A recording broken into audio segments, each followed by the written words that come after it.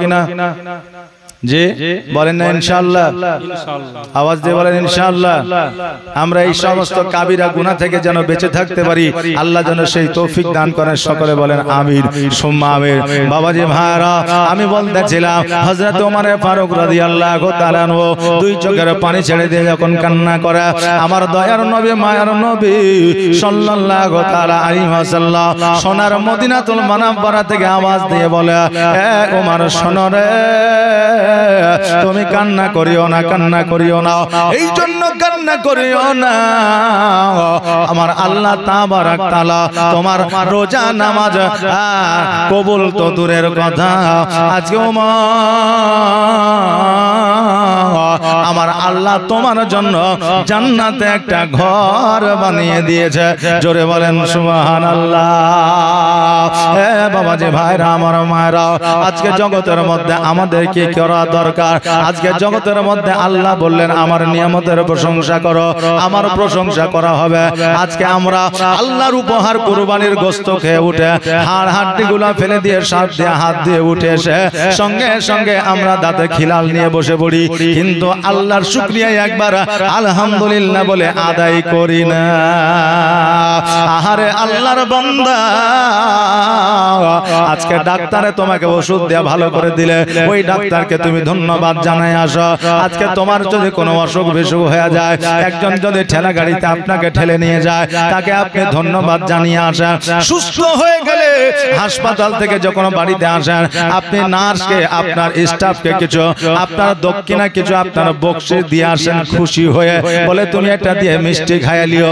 আজকে জগতের সামান্যতম আপনার একটু কাজ করে দিয়েছে বলে তার উপরে আপনি খুশি হয়ে তাকে আপনি সামান্যতম আপনার কি বলে সুনাম ধন্য পাওয়ার জন্য, হওয়ার জন্য আজকে তাকে কিছু আপনি বকশিশ দিলে। যে আল্লাহ তাবারাক তাআলা মায়ের গর্ভে 10 মাস 10 দিন রেখে দিয়েছে, যে খবরটা ডাক্তারে বলতে পারে না, যে খবরটা মা বলতে পারে না, যে খবরটা জগতের কোনো মানুষ বলতে পারে না, যে খবরটা কোনো বিজ্ঞান বলতে পারে না, একমাত্র আল্লাহ জানা 10 মাস 10 দিন কিভাবে সন্তানটা মায়ের গর্ভে কাটিয়েছে জগতের কেউ জানে না, কেউ বলতে পারে না। তবুও আল্লাহ তাবারাক তাআলা আমাদের কাছ থেকে বকশিশ চাই না। জগতে আসার পরে 2 বছর 2.5 বছর মায়ের দুগ্ধ পান করিলাম, মায়ের দুগ্ধ পান করার পরে আজকে বড় হইলাম, তরতাজা হইলাম। আজকে আমাদেরকে আল্লাহ তাবারাক তাআলা কত সুন্দর করে বানাইলো, তবু আল্লাহ তাবারাক তাআলা বলে নাই বান্দারে তুমি আমাকে বকশিশ দাও। মায়ের গর্ভে 10 মাস 10 দিন ছিলাম, মায়ের নাপাকি খাবার খাইয়া বেঁচে ছিলাম। আমার আল্লাহ তাবারাক তাআলা কত সুন্দর চিন্তা ধারণা ভাবনা রাখে দেখেন। আজকে আমার আল্লাহ তাবারাক তাআলা ওই মায়ের নোংরা খাবারটা আমার মুখ দিয়ে দিতে পারতো, আজকে ওই নোংরা খাবারটা আমার নাকের মধ্য দিয়ে দিতে পারতো, কিন্তু আমার আল্লাহ বলে শোনো রে, আমি মানুষের মুখমণ্ডল আমি আল্লাহ তৈরি করেছি, নাপাকি জিনিস মানুষের মুখ দিয়ে আমি দেব না। এই জন্য নাপাকি খাবারটা মায়ের নারীর সঙ্গে সন্তানের নারীর কানেকশনটা বানায় দিলেন। এই জন্য ওই সন্তানের খাবারটা নারীর সঙ্গে নাভি দিয়ে সন্তানের পেটে পৌঁছে যায়। জোরে বলে সুবহানাল্লাহ। আল্লাহ তাবারাক তাআলা এত সুন্দর চিন্তা ভাবনা করিয়া নাপাকে খাবারটা মুখের মধ্যে দিয়ে দিল না, কিন্তু আজকে জগতের মধ্যে আমরা আসার পরে জানতে পারি, বুঝতে পারি, তবু আল্লাহ তাবারাক তাআলা আমাদের কাছ থেকে বকশিশ চাই না। আমরা যখন বড় হই আমাদেরকে আল্লাহ তাবারাক তাআলা ব্রেন দিয়ে বুদ্ধি দেয়। বেরাদার, আজকে জগতের মধ্যে আমরা যখন চলাফেরা করি, আমাদের শরীরে রক্ত চলাচল করে, আমাদের হার্টবিটটা ঢিপিস ঢিপিস করে চলে। আজকে আমাদের কিডনিগুলো আমাদের কার্যকারিতা শরীরের মধ্যে রোগ প্রতিরোধ ক্ষমতা বাড়ায়। আজকে আমাদের লিভারটা আমাদের শরীরের রক্তটাকে পরিষ্কার করে রাখে। আজকে বেরাদার, আমাদের অক্সিজেন নেওয়ার সময় ফুসফুসিটা কতটা কাজ করে এটা আমরা অনেকে জানি, সবাই জানি, কিন্তু তবু আমার আল্লাহ তাবারাক তাআলা বকশিশ চাই না। আমার আল্লাহ তাবারাক তাআলা দিনের মধ্যে আপনাকে কতবার রুজি দিয়েছে, আপনি কতবার খাবার খাইছেন, তবু আল্লাহ বকশিশ চাই না। আজকে আপনি অক্সিজেন নিতে আছেন, তবু আল্লাহ তাবারাক তাআলা বকশিশ চাই না। আজকে জগতের মধ্যে আপনি বেঁচে আছেন, আপনাকে আল্লাহ জমি দিয়েছে, জায়গা দিয়েছে, তবু আল্লাহ তাবারাক তাআলা টাকা চাই না, পয়সা চাই না। আল্লাহ তাবারাক তাআলা আপনাকে বৃষ্টি দিয়েছে, আপনাকে শীতল বানিয়েছে, তবু আল্লাহ তাবারাক তাআলা আপনার কাছে বকশিশ চাই না। আল্লাহ তাবারাক তাআলা আপনার রোগ প্রতিরোধ ক্ষমতাকে বাড়ানোর জন্য, জীবাণুকে দূর করার জন্য আপনার গরম দিয়েছে, মানুষ জানে অসুস্থতায় আপনার ভোগে না, এই জন্য তবু আল্লাহ কিন্তু আপনার কাছ থেকে বকশিশ চাই না। আল্লাহ কি চায়? আল্লাহ বলে, বান্দারে আমি খুশি হইয়া তোমাদেরকে আমি বহু নিয়ামত দিয়েছি, তোমরা ভক্ষণ করো, আর ভক্ষণ করার পরে আমি আল্লাহ আমার একবার শুকরিয়া আদায় করো, আমি আল্লাহ খুশি হইয়া যাব। জোরে বলেন সুবহানাল্লাহ। আমরা মানুষ এত ভালো যে আমরা আল্লাহর শুকরিয়াটা আদায় করতে পারি না। আরে বাবারে, আমার দয়ার নবী মুস্তাফা সাল্লাল্লাহু তাআলা আলাইহি ওয়াসাল্লাম মা হালিমা সাদিয়া রাদিয়াল্লাহু তাআলা আনহার বাড়িতে আসলে, আসার পরে মা হালিমা খুশি হয়ে গেলে, আল্লাহকে বলে, আল্লাহ গো, আজকে আমার স্বপ্নটা বাস্তবায়িত হয়েছে, আমার স্বপ্নটা সত্য হয়েছে। ওগো আল্লাহ, আমার রোগ বালা দূর হইতো না, আজকে নবীর ওসিলায় আমার রোগ বালা দূর হয়ে গেছে।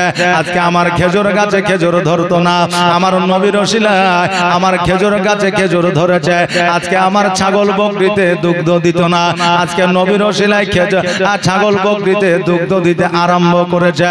রাত্রি বেলায় আমার হালিমা সাদিয়া রাদিয়াল্লাহু তাআলা আনহা যখন আপনার ইস্তেনজার জন্য উঠেছে, ইস্তেনজা মানে হলো প্রস্রাব করার জন্য, পায়খানা করার জন্য, যখন রাত্রি বেলায় উঠেছে, দেখছে যেন আমার নবীজির দোলনাটা যেন কে দোলাতেছে, আর আমার নবী আকাশের দিকে তাকায়া মিচকে মিচকে হাসিতেছে, আর কার সঙ্গে যেন কথা বলতে আছে।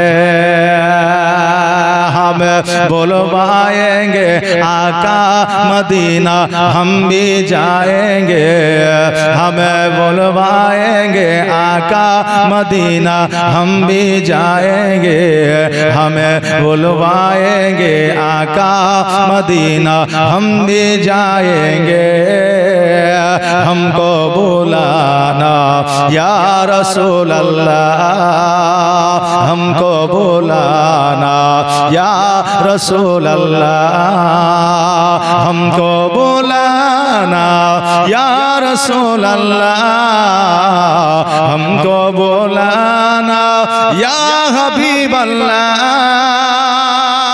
अदब से हाथ बांधे उनके रोजे पर खड़े होंगे,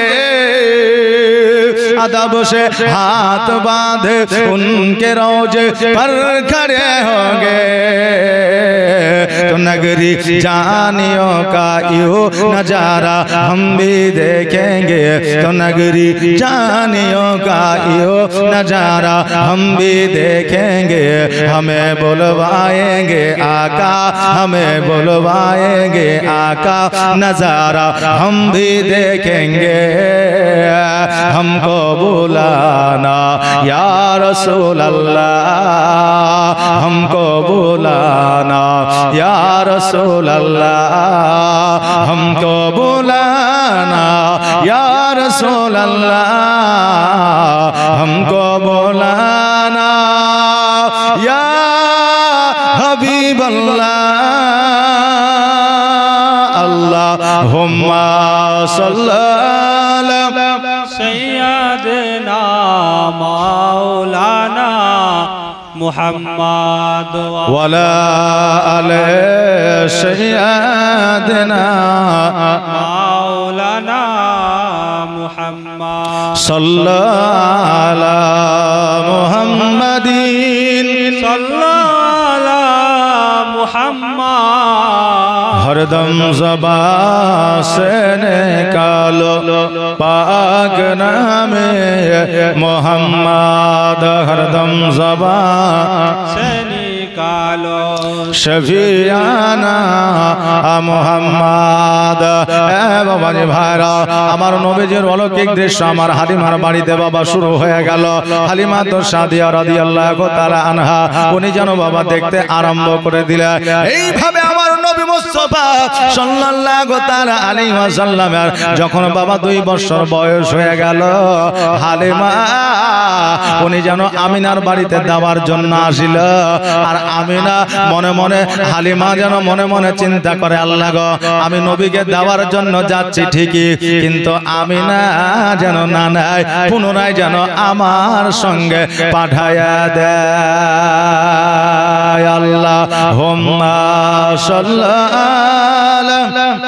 সৈয়দনা মাওলানা মুহাম্মদ ওয়ালা আলে সৈয়দনা মাওলানা মুহাম্মদ। 2 বছর বয়সে যখন আমিনার বাড়িতে রাখতে আসিল, মনে মনে চিন্তা করে, আল্লাহ গো, আমাকে যেন আমার নবীকে আবার ফিরে দেয়। এখন আপনার বাড়িতে হীরার টুকরা যদি থাকে, আপনার কাউকে দিতে মন চাইবে? চাইবে? মন চাইবে? যে চাইবে না। একটু হু হা না বলেন, নাকি বলেন? একটু হু হা না বলে, নইলে বাবা আপনাদেরও মেজাজটা ভালো থাকবে না, আমারও মেজাজটা ভালো থাকবে না। কথা বুঝলেন না? এক কথায় আপনার বাঁদর খেলার মতোই হবে, অন্য কিছু আর হবে না। ছাত্রী গেছে প্রাইভেট পড়তে, যাওয়ার পরে মাস্টারকে বলছে, স্যার আমার খুব পেটে লাগছে, ছুটি দিয়ে দেয়। এখন মাস্টার দেখছে তাই তো মেয়ে মানুষ, পেটে লাগছে বলছে, তো যা ছুটি দিয়ে দিলাম। এবার ওই মেয়েটা বাড়িতে এসেছে, আসার পরে বলছে যে মা, আমি মিথ্যা কথা বলে ছুটি নিয়ে এসেছি যে আমার পেটে লাগছে।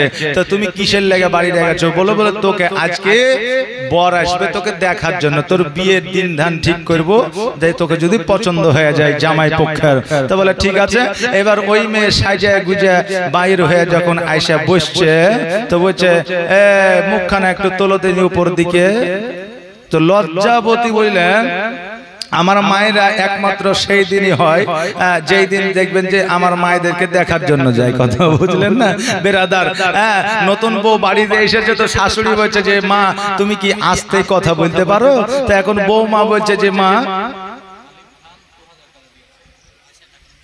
হালিম খান 2000 টাকা দান করেছে, জাযাকাল্লাহ মাশাআল্লাহ বারাকাল্লাহ, তার দানকে যেন আল্লাহ কবুল করে। তো বলছে মা তুমি কি আস্তে কথা বলতে পারো, একটু জোরে বলতে পারো না? তো এখন বৌমা বলছে জোরে বলতে পারি কি পারি না, 3 দিন পার হোক, তারপরে তোমার দেখে নিব তোমার বাড়িতে কথা বাজে কি বাজে না। কথা বুঝলেন না বেরাদার? সুবহানাল্লাহ। তবে সব মায়েরা লয়। তো জাযাকাল্লাহ। এই দেখেন, এবার ওই মেয়েটাকে বলছে যে মা একটু মুখটা তোলো তো।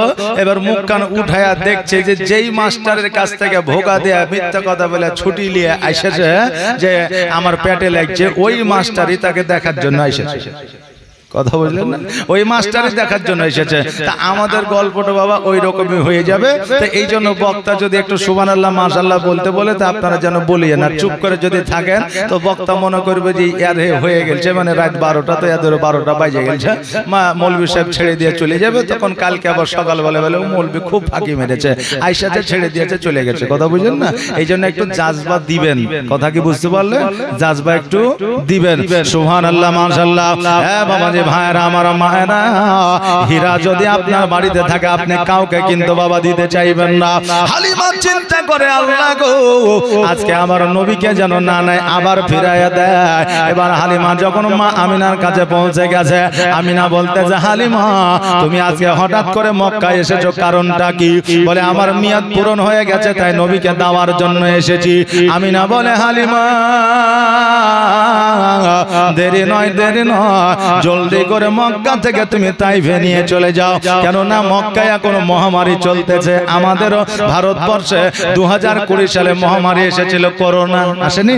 এসেছিল মহামারী। আপনার দেখবেন আপনার কয়েক বছর পর পর আসে বেরাদার। সেই সময় ছিল আপনার কলেরা। আমার আমিনা বলতেছে হালিমা জলদি করে আমার মোহাম্মদকে তুমি তাইফে নিয়ে যাও, কারণ এখন এই জায়গায় মহামারী চলছে। এই মহামারী যেই দিন দিন ভালো হবে, সেই দিন আমার বেটা মোহাম্মদকে তুমি নিয়ে আসো। সঙ্গে সঙ্গে হালিমা আলহামদুলিল্লাহ পড়লো আর বলল, আল্লাহ গো তুমি আমার দোয়া কবুল করেছো। জোরে বলেন সুবহানাল্লাহ। হালিমা বড় খুশি হইয়া আনন্দে আনন্দিত হইয়া আবার তাইফে পুনরায় নিয়ে আসলে আমার নবী মুস্তাফা সাল্লাল্লাহু তাআলা আলাইহি ওয়াসাল্লাম 5 বছর বয়স পর্যন্ত আমার মা হালিমার বাড়িতে ছিলেন। এবার হালিমার বাড়িতে চলাফেরা করতে করতে একদিন আমার নবীজি বলতেছে, মা আমার দুধ ভাই জুমরা যায় প্রতিদিন ছাগল চরানোর জন্য, কিন্তু আমাকে কেন একদিনের জন্য ছাগল চড়াইতে পাঠাও না?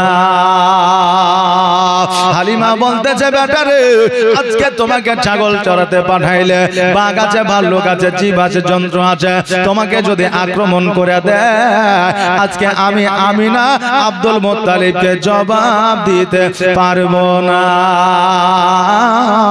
আমার দয়ার নবী মায়ার নবী সাল্লাল্লাহু তাআলা আলাইহি ওয়াসাল্লাম বলে, ওগো মা আমি নবী মুহাম্মদুর রাসূলুল্লাহ সাল্লাল্লাহু তাআলা আলাইহি ওয়াসাল্লাম, আমার কিছু হবে না, আমাকে তুমি একবার পাঠিয়ে দাও। বলে, না না তোমাকে পাঠানো যাবে না। এবার রাত্রি বেলায় আমার নবীজি শুয়ে আছে আর আমার নবীজির কাছে জুমরাও শুইতো। জুমরা কে? হালিমার নিজের সন্তান, ও হলো বড় আর ওর চাইতে আমার নবী হলে ছোট। আমার নবীজি বলে, জুমরা আজকে তুমি যে একাই ছাগল বকরি চড়াইতে যাও, বলো বলো তোমাকে একাই ছাগল চড়াইতে কি ভালো লাগে? জুমরা দুই চোখের পানি ছেড়ে দিয়ে বলে, ভাই রে বন জঙ্গলে একাই কি আর ভালো লাগে? বাঘের ভয় লাগে, হাতির ভয় লাগে, ঘোড়ার ভয় লাগে, না জানি কখন আমাকে আক্রমণ করে দিবে। কিন্তু ভাই কিছু করার না, আমাদের মূলত ব্যবসা বিজনেস হলো এই ছাগল বকরি চড়ানো। অতএব ভাই আমাকে একাই ছাগল বকরি চড়ানোর জন্য যাইতে হয়। আমার নবীজি বললে, জুমরা শোনো রে, আজকে তোমাকে একটা যুক্তি দিলাম, প্রসেস দিচ্ছি, এই প্রসেসটা যদি তুমি খাটাও তোমাকে নিশ্চয় নিশ্চয় আমার সঙ্গে ছাগল চড়াইতে পাঠাইবি। বলে, কি যুক্তি বলো? বলে, সকালবেলা ছাগল চড়াইতে যাইতে হবে না। বলে, কেন? বলে, ছাগল চড়াইতে যাইবে না। হালিমা যখন বলবে ছাগল চড়াইতে যাও না কেন, তুমি বলবে নবীকে যতক্ষণ পর্যন্ত আমার সঙ্গে ছাগল চড়াইতে না পাঠাইবা আমি অতক্ষণ পর্যন্ত ছাগল নিয়ে যাব না, কারণ ওটাও তোমার সন্তান, আমিও তোমার সন্তান, আমাকে একাই ছাগল চড়াইতে যাইতে ভালো লাগে না। মুহাম্মদ সাল্লাল্লাহু তাআলা আলাইহি ওয়াসাল্লামকে যদি আমার সঙ্গে না পাঠাও আমি ছাগল লইয়া যাব না। দেখবে মা আমাদেরকে পাঠাইয়া দিবি। নবী আমার যুক্তি দিয়ে দিলেন। কি যুক্তি? যে তুমি বলে দিবে যে আমার নবীকে ছাগল চড়াইতে না পাঠাইলে আমি ছাগল চড়াইতে যাব না, এটা তুমি বলে দিবে। সুবহানাল্লাহ, মাশাআল্লাহ। তো এবার বুঝলেন, আমার নবী মুস্তাফা সাল্লাল্লাহু আলাইহি ওয়াসাল্লাম এই কথা যখন শিখাইলেন, সকাল বেলাতে চুপ করে বসে আছে। কোথায় বসে আছে? চুপ করে চালিতে বসে আছে। হালিমা বলতে যে, কি ব্যাপার বেটা, সকাল হয়ে গেল, তুমি ছাগল নিয়ে গেলে না কেন? বলে, মা আমি তো প্রতিদিন একাই ছাগল চড়াতে যাই, তো আজকে নবী মুস্তাফাকে যদি ছাগল চড়াতে না পাঠাও তাহলে আমি কিন্তু ছাগল নিয়ে যাব না। তা হালিমা মনে মনে ভাবছে, কালকে নবী মুস্তাফা বলতেছিল ছাগল চড়ানোর কথা, আজকে সকালবেলায় আবার বলছে জুমরা, তার মানে এরা দোনো ভাই রাত্রিবেলায় যুক্তি পরামর্শ করে নিয়েছে। আর যুক্তি পরামর্শ যদি না করতো তাহলে এই কথা কিন্তু তার মুখ দিয়ে বেরোতো না, মানে দুজনের মুখেই একই কথা। তো এখন দেখা যাচ্ছে যে যদি মোহাম্মদকে ছাগল চড়াইতে না পাঠায় জুমরার সঙ্গে, তাহলে কিন্তু আমার ছাগল বকরি আর চড়াইতে যাবে না। বলে জুমরা, বলে কি মা? বলে, মোহাম্মদকে যে ছাগল চড়াইতে নিয়ে যাবা, তো তাকে যদি খিদে লাগে তো কি খাওয়াবা? তো বলে, মা আমি জঙ্গলের প্রত্যেকটা ফলের গাছ আমি চিনি, তা আমার ছোট ভাই মোহাম্মদকে যদি খিদে লাগে তা আমি ফল পেড়ে নিয়ে এসে খাওয়াবো, যদি পিপাসা লাগে আমি ছাগলের দুগ্ধ দুহাইয়া খেজুর পাতাতে করে আমার ভাইকে পান করাবো। জোরে বলেন সুবহানাল্লাহ। হালিমা বললেন যে ঠিক আছে, তবে একটা কথা মাথায় রাখিও, তুমি জঙ্গলের প্রত্যেকটা রাস্তা চেনো কিন্তু নবী চেনে না, এই জন্য ছাগল বকরি যাবে যাক, আমার মোহাম্মদকে সবসময় দেখে শুনে রাখিও, কোন জীব জন্তুতে যেন আক্রমণ করতে না পারে। যখনই বাবা অর্ডারটা দিয়ে দিয়েছে অমনি বাবা জুমরা যেন খুশি হয়ে গেছে। আর জুমরা যেমনই খুশি হয়েছে আমার নবী মুস্তাফা সাল্লাল্লাহু তাআলা আলাইহি ওয়াসাল্লামকে সে খবরটা দিয়ে দিয়েছে। যেমনই খবরটা দেওয়া অমনি যেন আমার নবীজি খুশি হয়ে যায়, বলে ভাই রে আর দেরি নয়, দেরি নয়, চলো চলো জলদি করে যা। আর জলদি করে যাওয়ার পরে আমরা বন জঙ্গলে ছাগলগুলো ছেড়ে দিয়ে আমরা খেলাধুলায় মত্ত হয়ে যায়। ও বাবাজি ভাইরা, এবার ছাগল বকরি গুলোকে লইয়া যখন বাবা বন জঙ্গলের মধ্যে পৌঁছে গিয়েছে, আর যেমনই বন জঙ্গলে পৌঁছে যাওয়া অমনি যেন বাঘ ভাল্লুক হাতি ঘোড়া শিয়াল কুকুর সবাই যেন আমার নবীজিকে গোল করে ঘেরাও করে নিয়েছে। জুমরা বলে আল্লাহ গো, আজকে প্রথম দিন নবী মুস্তাফাকে জঙ্গলে নিয়ে আসলাম, আর হয়তো বাড়ি ফিরিয়ে নিয়ে যেতে পারবো না। এতগুলো জন্তু যখন আমার নবীকে গোল করে ঘেরাও করেছে তখন নবীকে আর বাঁচানো সম্ভব নয়। চোখটাকে যেন বাবা বন্ধ করে নিয়েছে। দেখবেন মোহাম্মদ যখন চোখের সম্মুখে তখন বাবা চোখ কিন্তু কেউ খুলে রাখতে পারে না, পারে না, সেকেন্ডের মধ্যে চোখটা বন্ধ হয়ে যায়। এবার বাবা জুমরা যেন চোখটা বন্ধ হয়ে গেছে, যেমনই চোখটা বন্ধ হয়ে যাওয়া এবার ওই পশুদের কিচির মিচির আওয়াজটা যেন বন্ধ হয়ে গেছে। এবার চিন্তা করে আমার ভাই মোহাম্মদকে নাকি খেয়ে ফেললো নাকি। আস্তে আস্তে আস্তে আস্তে যখন চোখটা খুলে লক্ষ্য করে দেখছে আমার নবীজি দাঁড়ায় আছে, আর সকল জীব জন্তুরা শান্ত শৃঙ্খলা বজায় রাখিয়া একে একে আমার নবীজির কদম তলে চুম্বন করেছে। জোরে বলেন সুবহানাল্লাহ। আল্লাহর নবী নূরের নবী গো, আপনি নবী আমার আজীবনের জীবন, আপনি আমার আজীবন সাথী, অন্ধকার কবরের বাতি, আপনি নবী আমার নির্জনের একজন। আল্লাহর নবী নূরের নবী গো, আপনি নবী আমার আজীবনের জীবন, আপনি আমার আজীবন সাথী, অন্ধকার কবরের বাতি, আপনি নবী আমার নির্জনের একজন। আল্লাহর নবী নূরের নবী গো, আপনি নবী আমার আজীবনের জীবন। আর দেখে আপনার মজেজা ভাগবতী হয় খাদিজা, আর দেখে আপনার মজেজা ভাগবতী হয় খাদিজা, সপে দিল নবী আজীবন আর মরণ। আল্লাহর নবী নূরের নবী গো, আপনি নবী আমার আজীবনের জীবন, আপনি আমার আজীবন সাথী, অন্ধকার কবরের বাতি, আপনি নবী আমার নির্জনের একজন। আল্লাহর নবী নূরের নবী গো, আপনি নবী আমার আজীবনের জীবন। বাবাজি ভাইরা আমার নবী মুস্তাফা সাল্লাল্লাহু তাআলা আলাইহি ওয়াসাল্লামের কদমে চুম্বন করা দেখে জুমরা যেন বাবা হতভম্ব হয়ে গেল, অবাক হয়ে গেল। কারণ একটা মানুষকে যদি বাঘে এসে চুম্বন করে আমরা অবাক হব কি হব না? আজকে বাঘে ভাল্লুকে পায়ে চুম্বন করা তো দূরের কথা, একটা বিদেশি মানুষ যখন বাবা এই বছরে হজে যাওয়ার জন্য রেডি হইয়া এয়ারপোর্টে যখন হাজির হয়ে গিয়েছিল, একবার নয় দুইবার নয় তিনবার প্লেন উড়ে মধ্য রাস্তা পর্যন্ত চলে গিয়েছিল, কিন্তু ওই প্লেনটা আবার ফিরে এসেছিল। এবার ফিরে আসার পরে তিনবার ঠিক করার পরে ঘুরে গিয়েছিল, কিন্তু মধ্য রাস্তায় খারাপ হয়ে গিয়েছিল। এবার যারা পাইলট ছিল, যারা জাহাজ উড়ায়, যারা জাহাজের আপনার ড্রাইভার, তারা বলেছিল একজন বান্দা হজের যাত্রী এই জায়গায় দাঁড়িয়ে আছে, ওই বান্দাকে জাহাজের উপরে উঠাও, তাকে যতক্ষণ পর্যন্ত জাহাজে উঠানো না হবে, তাকে যতক্ষণ পর্যন্ত প্লেনে না উঠানো না হবে, ততক্ষণ পর্যন্ত এই প্লেন কিয়ামত পর্যন্ত আরবের মাটিতে পৌঁছাবে না। জোরে বলেন সুবহানাল্লাহ।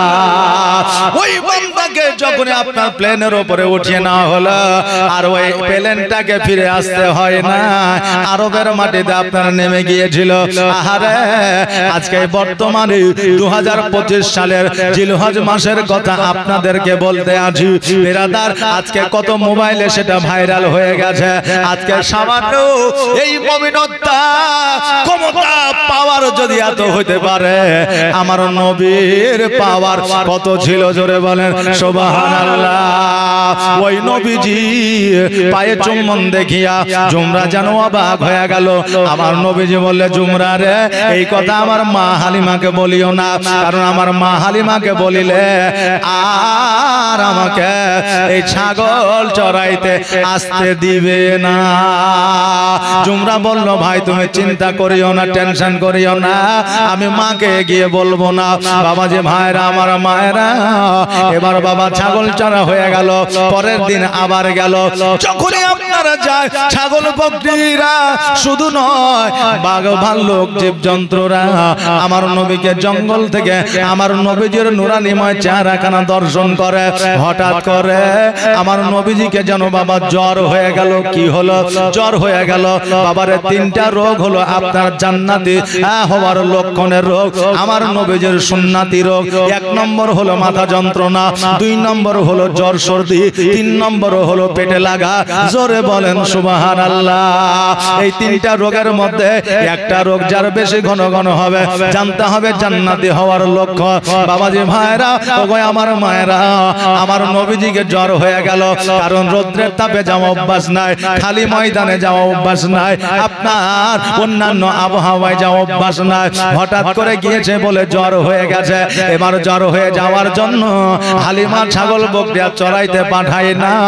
এইদিকে বনে জঙ্গলের পশু পাখিরা যেন হতভম্ব হয়ে গেছে, পশু পাখিরা যেন আপনার চিন্তিত হয়ে গেছে। আল্লাহ গো, আমাদের নবীকে আমরা কি আর দেখতে পাবো না? আমাদের নবীকে কি আর দেখতে পাবো না? বাঘ হচ্ছে সবার সর্দার। বাঘ বলছে কেন দেখতে পাবো না? বলে এক কাজ কর, চ আমরা নবীজির মার বাড়িতে যে ছাগল আছে সে ছাগল একটা তুলে নিয়ে চলে আসবো। ওই ছাগলটা ছোড়ানোর জন্য নবী আসবে আর আমরা নবীকে দর্শন করে নেব। তো এখন বলছে যাবে কিনা? তুই বলছে ও যাবে, ও বলছে ও যাবে। লাস্ট পর্যন্ত বাঘ বলছে আমি যাব। এখন শিয়াল মামা বলছে যে আপনি গেলে ছাগল নিয়ে আসা তো দূরের কথা, আপনাকে নিয়ে লোক পাগল হয়ে যাবে। এখন এই গায়ে যদি একটা বাঘ ঢুকে যায় তো সারা গা তো দূরের কথা, গা মানে কি গ্রাম, গ্রাম তো দূরের কথা, আমার মনে হয় যে মুর্শিদাবাদ জেলা হতভম্ব হয়ে যাবে, নাকি বলেন? হ্যাঁ, যে জেলায় বাঘ ঢুকে গেছে মানে রাত্রে বেলায় ঘুমানো যাবে না, কেউ লাইট নিয়ে বসে দেখবে, কেউ আগুন জ্বালিয়ে বসে দেখবে। কথা বললেন না? কারণ আমরা এই মুর্শিদাবাদের বাঙালি এমনই মানুষ যে আমরা ওই বাঁশের তলা অর্থাৎ বাঁশের গোড়া কেটে পানি খাওয়া মানুষ, নাকি বলে? যে ওই ভাইজান এসেছিল কলকাতায়, বলেছিল যে যার একটা ছেলে আছে বা তিনটা ছেলে আছে যদি ওই বাঁশের পানি না খাই তো মরে যাবে বলেছিল, বুঝলেন। তখন আমরা বাচ্চা অবস্থায়, তো এমন কোন বাড়ি নাই যে বাড়ির লোকটা ওই বাঁশের পানি খায় না, আর বাঁশ থেকে পানি বের হয় এটা মনে হয় কেউই জানতো না। তো বলে রে বাপ রে, বাঁশ থেকে পানি বার হয়েছে এত যে একবারে কলসি বালতি লোড হয়েছে, তো বাঁশ থেকে তো পানি বার হয় এটা তো সবাই জানে, এটা তো ইতিহাস বলছে, এটা তো বিজ্ঞান বলছে, এটা তো শরীয়ত বলছে, এটা তো হাদিস বলছে নাকি বলে। তাহলে ওগুলা বাদ দিয়ে ওই কোথাকার ভাইজান এসেছিল তার কথা শুনে আমার মা বোনেরা পাগল হয়ে গেছিল।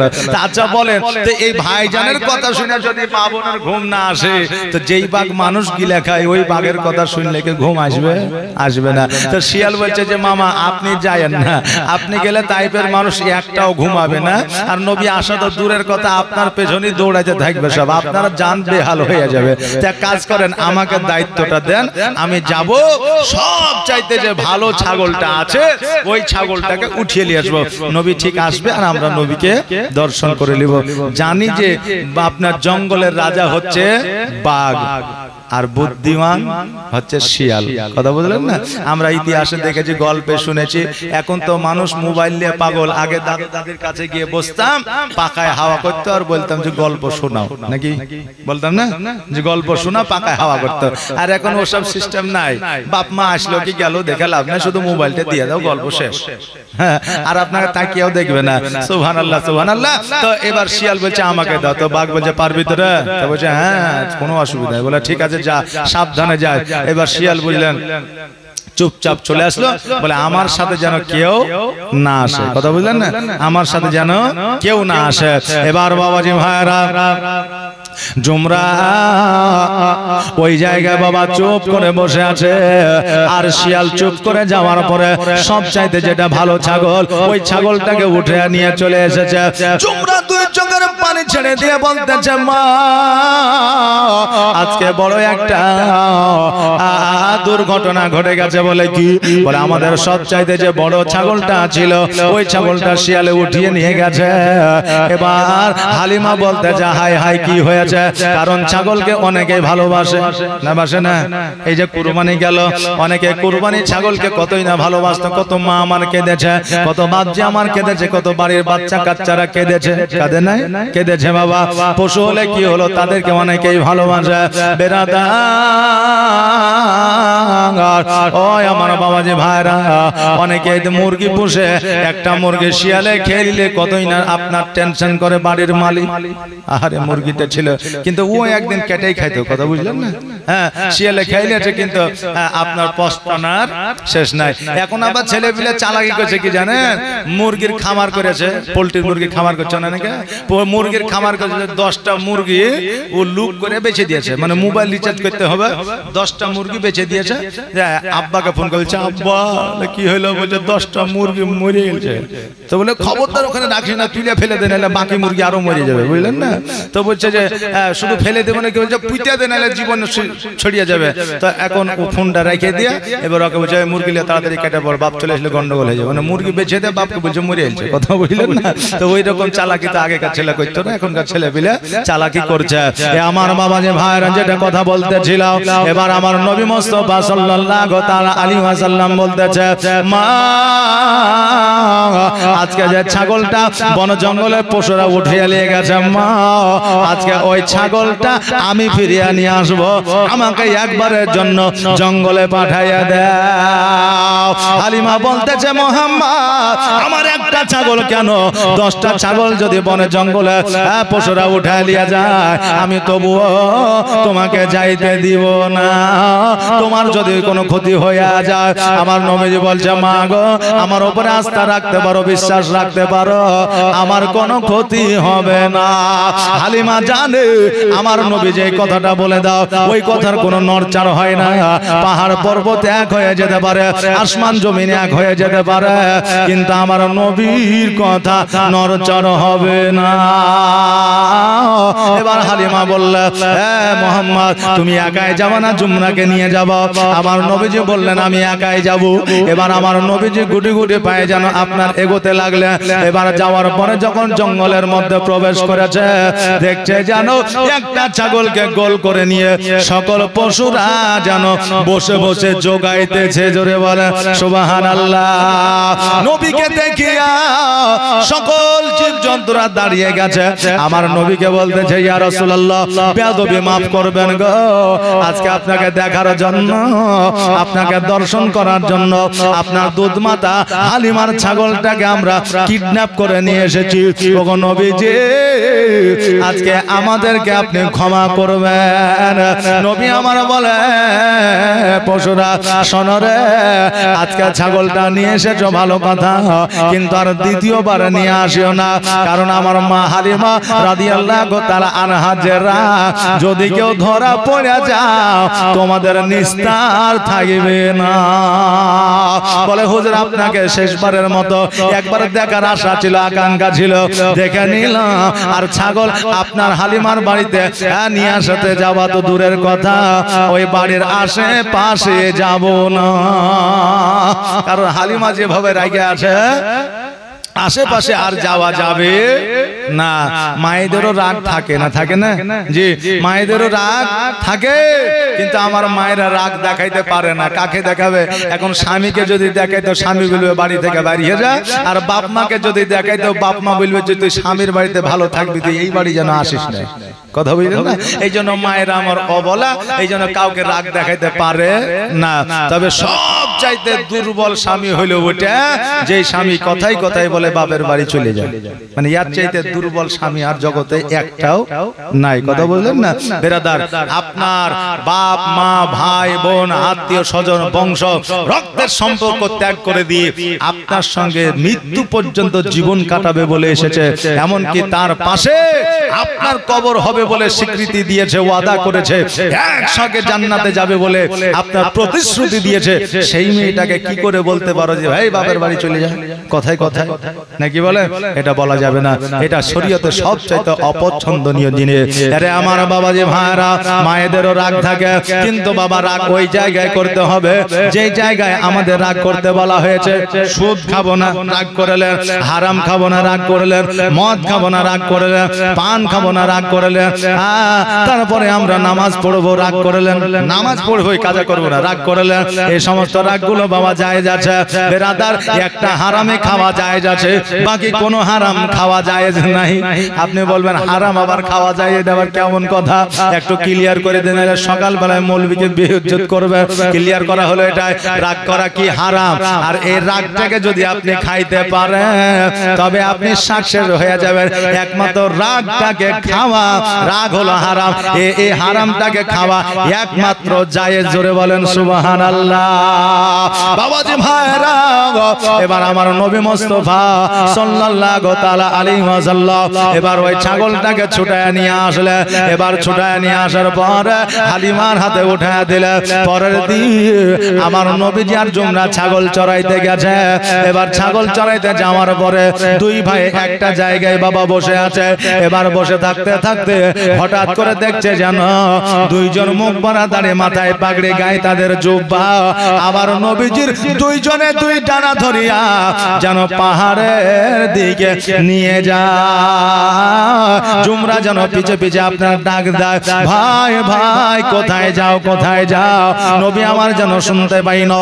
যারা আপনার ডানা ধরে তুলে নিয়ে যায় তারাও যেন শুনতে পাই না। কিছুক্ষণ পরে পাহাড়ের উপরে নিয়ে যাইয়া আমার নবীজিকে শুয়ে দিয়েছে।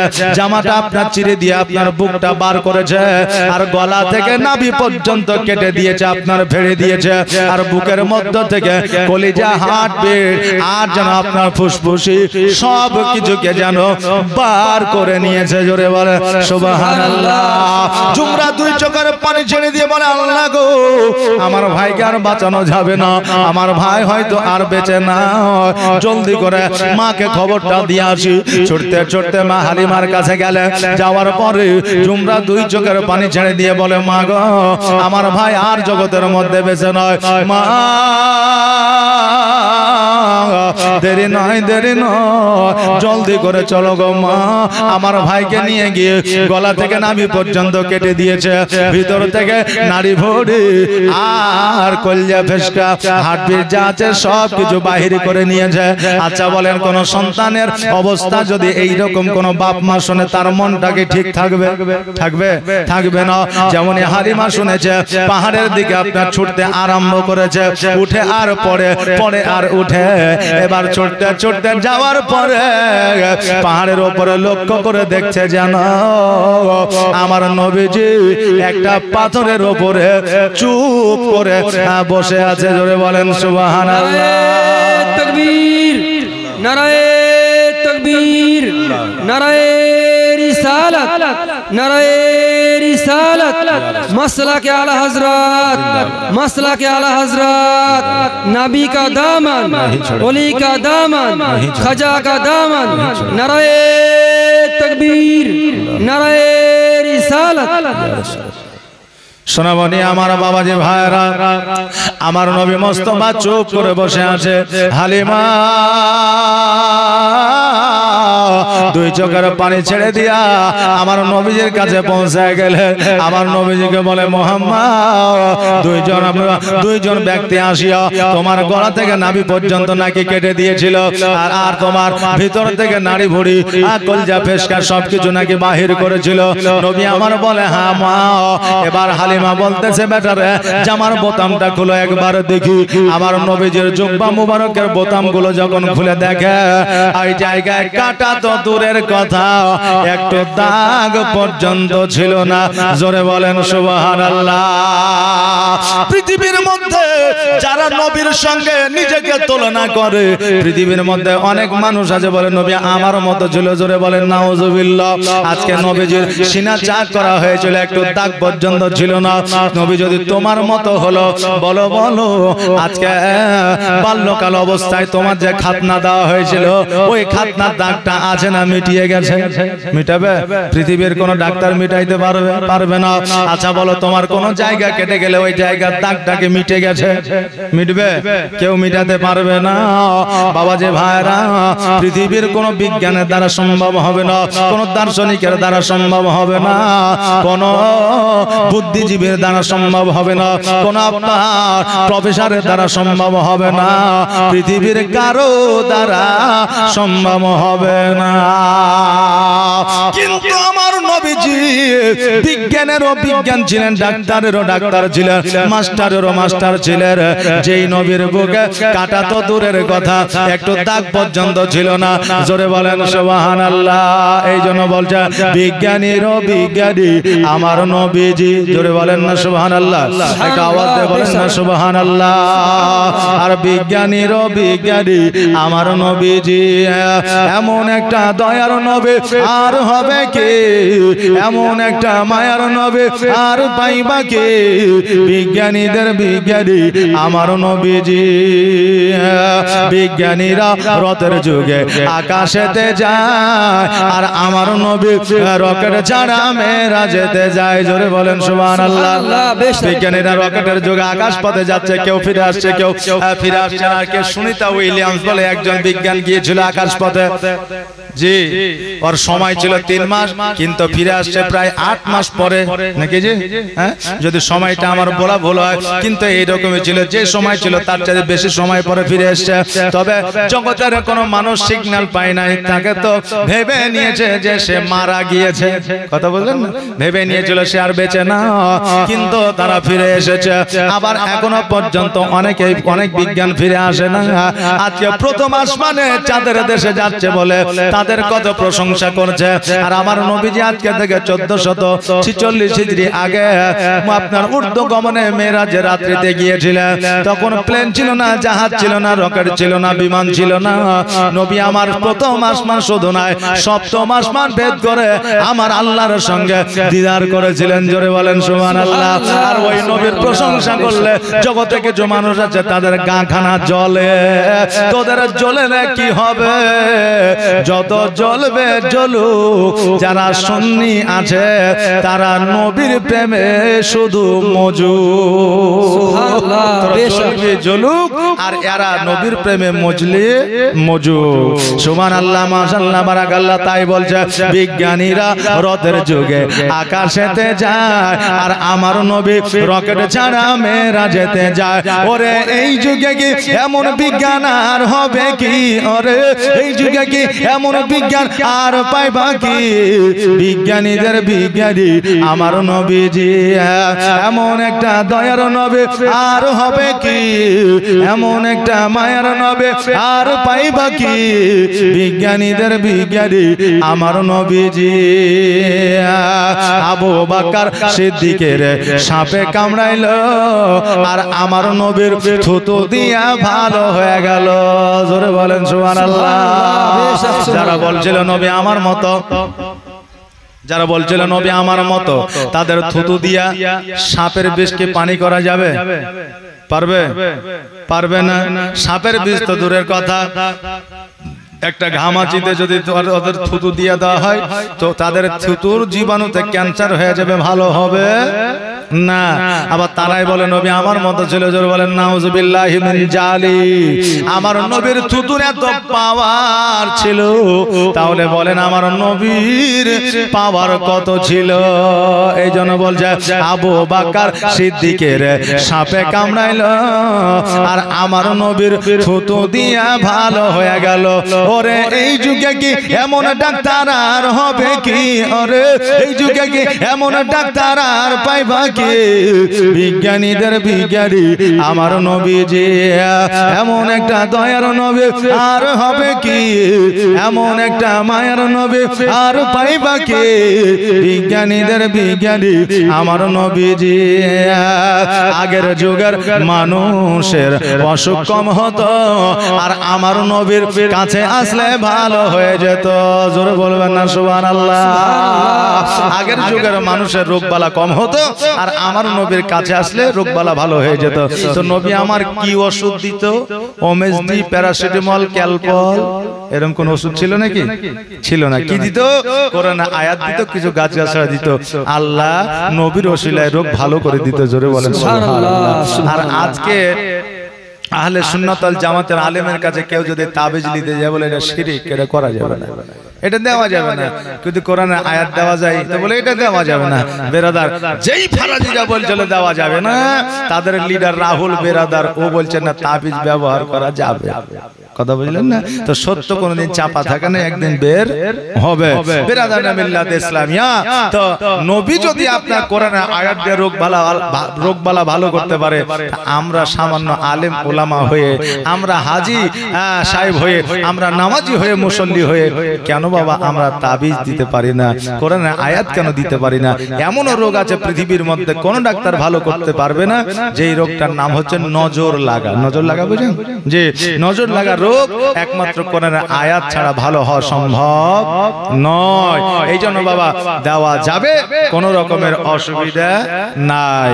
এই জন্য কি বলছে, আগের যুগের মানুষের অসুখ কম হতো, আর আমার নবীর কাছে আসলে ভালো হয়ে যেত। ওরে এই যুগে কি এমন জার হবে কি? ওরে এই যুগে কি এমন জার হবে কি? বিজ্ঞানীদের বিজ্ঞানী আমার নবীজি।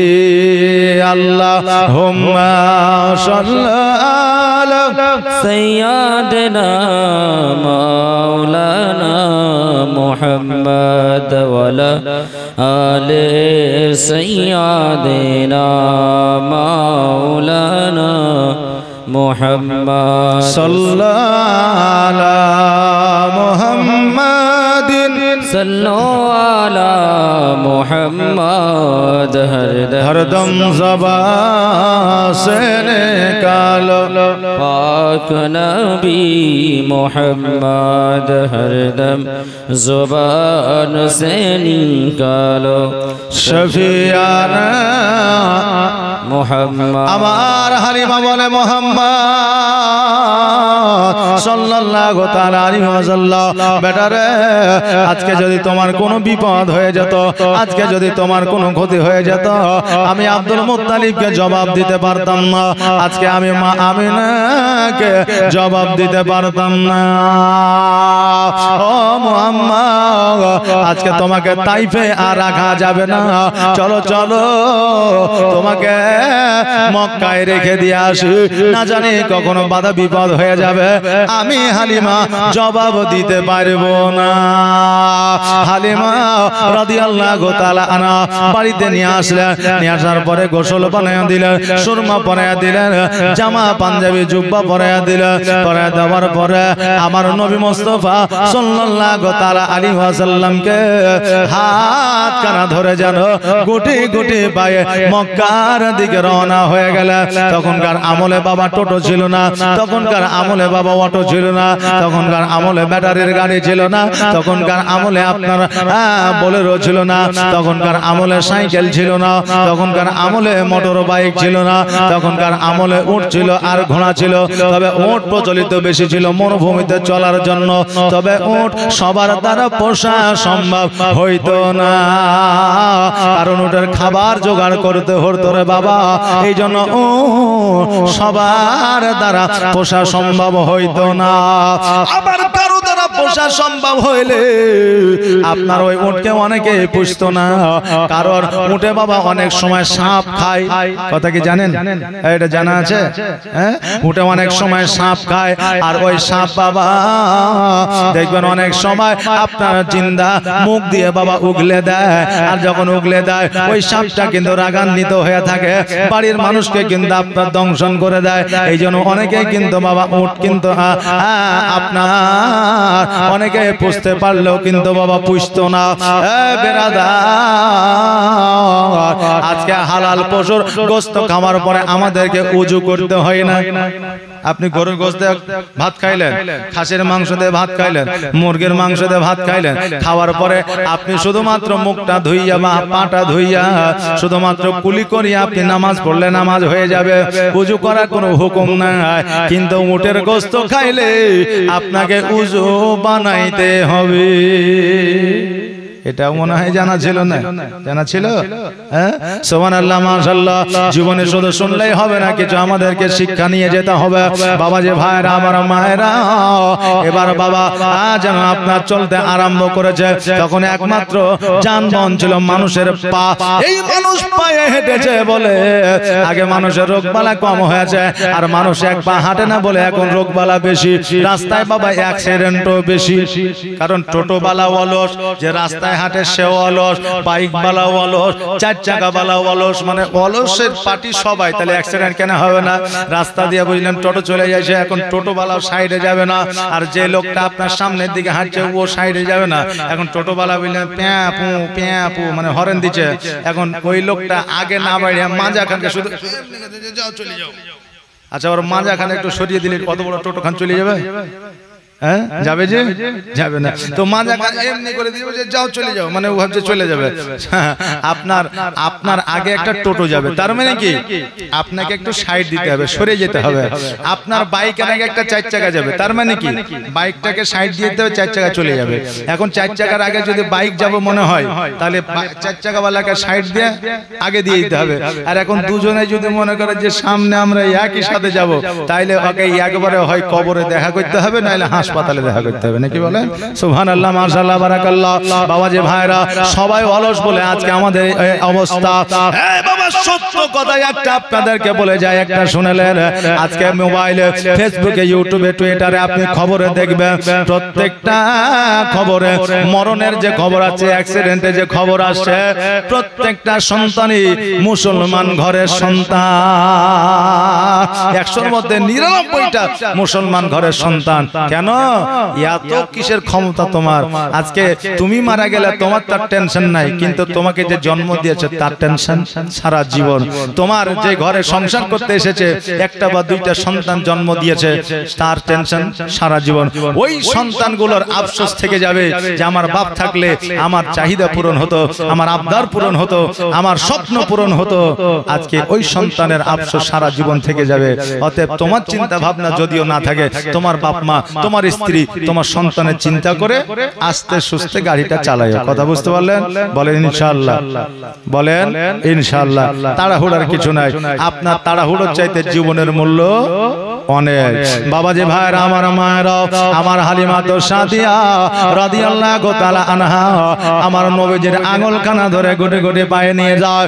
এবার যখন মধ্য রাস্তায় পৌঁছে গেছে গো, আমার হালিমা বলতেছে, ও বেটা শোনো, এই জায়গায় আমরা একটু আরাম করে নিই। অনেকটা পথ অতিক্রম করে এসেছি, হেঁটে এসেছি, পেরেশানি হয়ে গেছে, এলে গেছি, আজকে এই জায়গায় একটু আরাম করে নিব। বলে ঠিক আছে। এবার আমার দয়ার নবী, মায়ের নবী সাল্লাল্লাহু তাআলা আলাইহি ওয়াসাল্লামকে লইয়া বাবা বসে গেলেন। এবার বসে যাওয়ার পরে আমার হালিমা চোখটা বন্ধ করেছে, আর একটু বাবা যেন ঘুম চলে এসেছে। আর আমার নবী লক্ষ্য করে দেখছে যেন সারা মরুভূমির মধ্যে একখানা পাকা ঘর দেখা যাচ্ছে। আমার নবীজি তিনি বলছে, আল্লাহ গো, না জানে ঘরের মধ্যে কি আছে আমি দেখতে চাই, কারণ ফাঁকা ময়দানের মধ্যে কোনো ঘর নেই, একটাই ঘর। গুটে গুটে পায়ে আগিয়ে যাইয়া দরওয়াজায় যেমনই বাবা হাত লাগিয়েছে, অমনি যেন দরওয়াজাটা খুলে গেছে। আর যেমনই দরওয়াজাটা খুলে যাওয়া, 300 মূর্তি আমার নবীর পায়ের তলে পড়েছে। জোরে বলেন সুবহানাল্লাহ। সঙ্গে সঙ্গে পুরোহিত আসিয়া আমার নবীজির হাতখানা ধরেছে, বলে, বাবা রে, আজকে মূর্তিগুলা তুমি ভেঙেছো কেন? আমার নবীজি বলে, আমার 5 বছর 6 মাস বয়স, আমি এত বড় বড় মূর্তি কেমন করে ভাঙতে পারি? ওই পুরোহিত বলল, আমি বুঝতে পারছি তোমার দ্বারা ভাঙা সম্ভব নয়, কিন্তু এই জায়গায় তুমি ছাড়া তো আর কেউ নয়। যখন গ্রামের মানুষ, শহরের মানুষ আমাকে জিজ্ঞাসা করবে, আমি কি জবাব দিব? এই জন্য আমি তোমাকে বন্দী করে রাখবো। যারা জিজ্ঞাসা করবে আমি তোমাকে দেখাইয়া দিব। নবীকে আমার একটা ঘরের মধ্যে রেখে দিলে, এইদিকে হালিমা তো সাদিয়া রাদিয়াল্লাহু তাআলা আনহার চট করে বাবা ঘুমটা ভেঙে যায়। আর যেমন ঘুমটা ভাঙা, ডান দিকে হাত দিয়ে দেখে নবী নয়, বাম দিকে হাত দিয়ে দেখে নবী নয়। হাউমাউ করে কেঁদে ওঠে। হালিমা দাঁড়িয়ে গেছে, কোথায় গেল? সারা মরুভূমির দিকে তাকায়া দেখে আমার নবীকে যেন দেখতে পাওয়া যায় না। এবার গুটি গুটি পায়ে ওই ঘরের কাছে আসলে, আসার পরে পুরোহিতকে বলে, বাবা গো, এই জায়গায় একটা নুরানিময় বাচ্চা সন্তানকে তুমি কি দেখেছো? বলে, একটা বাচ্চাকে আমি ধরে রেখেছি, এই বাচ্চাটি কিনা একবার দেখো। হালিমা যখন টুকটুক করে তাকায়া দেখলো, হালিমা ছুটতে ছুটতে যাইয়া আমার নবীকে বুকে জড়ায়া ধরেছে আর বলতেছে, তোমাকে এই জায়গায় রেখেছে কারণটা কি? এবার পুরোহিত বলছে, মূর্তি পূজাগুলো ভেঙেছে। আমার নবীকে বলতেছে, তুমি কি মূর্তি ভেঙেছো? বলেন না। হালিমা বলতেছে, পুরোহিত শোনো রে, আজকে নবীজি জীবনে কোনোদিন মিথ্যা বলে নাই, কিয়ামত পর্যন্ত বলবে না। এই জন্য তাইফবাসীরা আমার নবীকে আখ্যায়িত করেছে আল আমিন নাম দিয়া। আল আমিন নামের অর্থ হলো আপনার সত্যবাদী। অতএব নবী যখন বলেছে ভাঙে না, এটা কোনোদিন সম্ভব হতে পারে না। আজকে মোহাম্মদকে তুমি দয়া করে ছেড়ে দাও। বলছে, না না, ছাড়া যাবে না, যদি ছেড়ে দিয়ে আমার বিচারটা হবে। হালিমা বলতেছে, কাকতি মিনতি করে বলি গো, আজকে যদি এই মোহাম্মদকে ছেড়ে না দাও, আমি আব্দুল মুত্তালিবকে জবাব দিতে পারবো না। সঙ্গে সঙ্গে পুরোহিত বলছে, কি নাম? বললে, আব্দুল মুত্তালিব। বলে, এই সন্তান কি তোমার নয়? বলে, না। বলে, তবে এই সন্তানের দাদার নাম কি? বলে, আব্দুল মুত্তালিব। বলে, তবে এর মায়ের নাম কি? মা আমিনা। বলে, হ্যাঁ। বলে, এর বাপের নাম কি? আব্দুল্লাহ। বলে, হ্যাঁ। বলে, এই ছেলের নাম কি? মোহাম্মদ আহমদ। বলে, হ্যাঁ। বলে, ও হালিমা, তুমি কি করেছো? আমি সারা দোনো জাহানের বাচ্চাকে আমি বন্দী করে দিয়েছি। সঙ্গে সঙ্গে ওই পুরোহিত আমার নবীজির পায়ের তলে পড়িয়া বলতেছে, ইয়া রাসূলুল্লাহ, ইয়া হাবিবাল্লাহ, নবী গো, আমাকে দয়া করে আপনি ক্ষমা করে দেন। হালিমা বলতেছে, কি ব্যাপার? বলে, হালিমা, তুমি কি জানো না? জানো না, ইনি হলো আখেরি পয়গম্বর, মা আমিনার বেটা, মা আব্দুল্লাহর বেটা, আব্দুল মুত্তালিবের পোতা। ও হালিমা আজকে আমি তাওরাত ইনজিল জুবুরে পড়েছিলাম আর আমি এই জায়গায় এসেছিলাম একমাত্র ইসলাম কবুল করার জন্য। আজকে যখন আমার নবীকে পেয়ে গেছে আর হাত ছাড়া করব না। নবীকে বলে ইয়া রাসূলুল্লাহ ইয়া হাবিবাল্লাহ, নবী গো আপনি যেই দিন ইসলাম প্রচার করবেন, যেই দিন নবুয়ত প্রাপ্ত হইবেন, সেই দিন হয়তো আমি বেঁচে থাকবো না। অতএব বেঈমান মুনাফিক ও মুসলিম হয়ে মারা যেতে চাই না। দয়া করে আপনার কালেমা খানি পড়ে আনে।